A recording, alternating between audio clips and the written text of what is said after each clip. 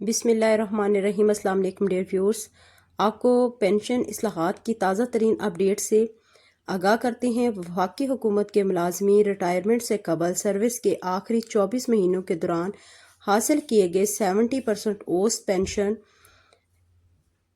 کی بنیاد پر مجموعی پینشن کے حقدار ہوں گے۔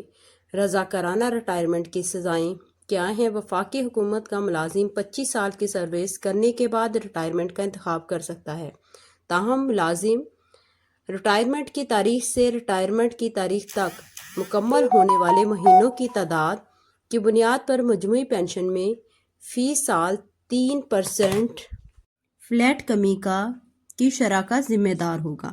مجموعی پینشن میں اس طرح کی فلیٹ کمی کو 20% تک محدود کیا جائے گا، بشرطے کہ مسلح افواج اور سول آرمڈ فورسز کے معاملات میں رضاکارانہ ریٹائرمنٹ جرمانے صرف اس صورت میں لاگو ہوں گے جب مقرر کردہ سروسز وائس آف امپلائیز سے پہلے ریٹائرمنٹ کی درخواست کی گئی ہو۔ پینشن میں مستقبل میں اضافے کا طریقہ کار کیا ہوگا؟ ریٹائرمنٹ کے وقت کی گئی خالص پینشن کو بیس لائن پینشن کہا جائے گا۔ پینشن میں کوئی بھی اضافہ بیس لائن پینشن پر دیا جائے گا اور اس کے علاوہ اضافہ کو ایک علیحدہ رقم کے طور پر برقرار رکھا جائے گا۔ وفاقی حکومت کسی بھی اضافی پینشنری فوائد کا جائزہ لینے اور اسے اختیار کرنے کا فیصلہ کرتی ہے۔ بیس لائن پینشن کا پے اینڈ پینشن کمیٹی پر 3 سال بعد جائزہ لے گی، بشرطے کہ ان ترامیم کے اجرا کی تاریخ پر موجودہ پینشنرز کی موجودہ پینشن کو بنیادی پینشن سمجھا جائے گا۔ مزید یہ کہ بیس لائن پینشن میں پینشن کا بحال کیا ہوا حصہ شامل سمجھا جاتا ہے، جیسا کہ اور جب بحال کیا جاتا ہے۔ عام خاندانی پینشن شریک حیات کی موت یا نااہلی کے بعد زیادہ سے زیادہ 10 سال کی مدت کے لیے باقی اہل خانہ کے لیے قابل قبول ہوگی، بشرطے کہ کسی پینشنرز کے معذور خصوصی بچوں کی صورت میں عام خاندانی پینشن ایسے بچوں کی زندگی کے لیے قابل قبول رہے گی۔ حقدار بچوں کی صورت میں عام خاندانی پینشن 10 سال اور 21 سال کی عمر تک جو بعد میں قابل قبول رہے گی۔ خصوصی فیملی پینشن شریک حیات پہلے وصول کنندہ کی موت یا نااہلی کے بعد شریک حیات یا پہلے وصول کنندہ کی موت یا نااہلی کے بعد 25 سال تک اہل خانہ کے باقی افراد کے لیے قابل قبول ہوگی۔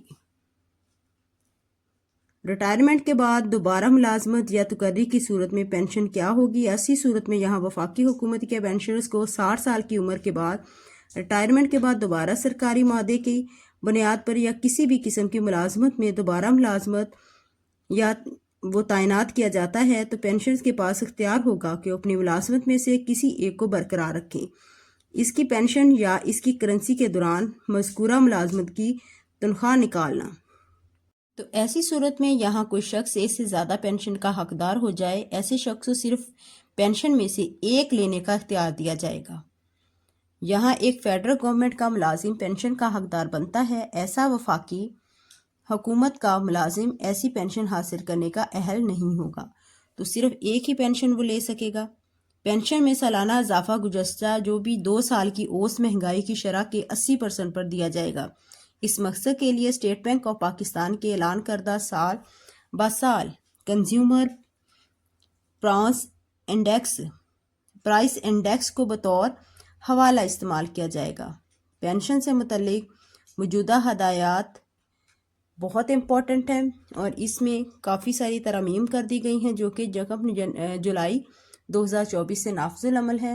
اور اس کے علاوہ ایک امپورٹنٹ خبر آپ کو بتاتے چلیں کہ حکومت نے بروز ہفتہ چھٹی جو ہے اس کا اعلان کر دیا ہے اور ہفتے کا دن سازہ کرام کے لیے تدریسی جو ان کی اوقات ہیں اس کو کیپیسٹی بلڈنگ، ٹریننگز اور لیسن پلاننگ کے لیے استعمال کرنے کی طرف مرکوز کیا گیا ہے۔ اور سازہ پہلے ہی تعلیم کے ساتھ اور بھی خدمات سر انجام دے رہی ہیں۔ تعلیمی اوقات جو ہے فرائیڈے تک یا جمعۃ المبارک تک بڑھا دیے جائیں گے اور ہفتے کی چھٹی کر دی جائے گی۔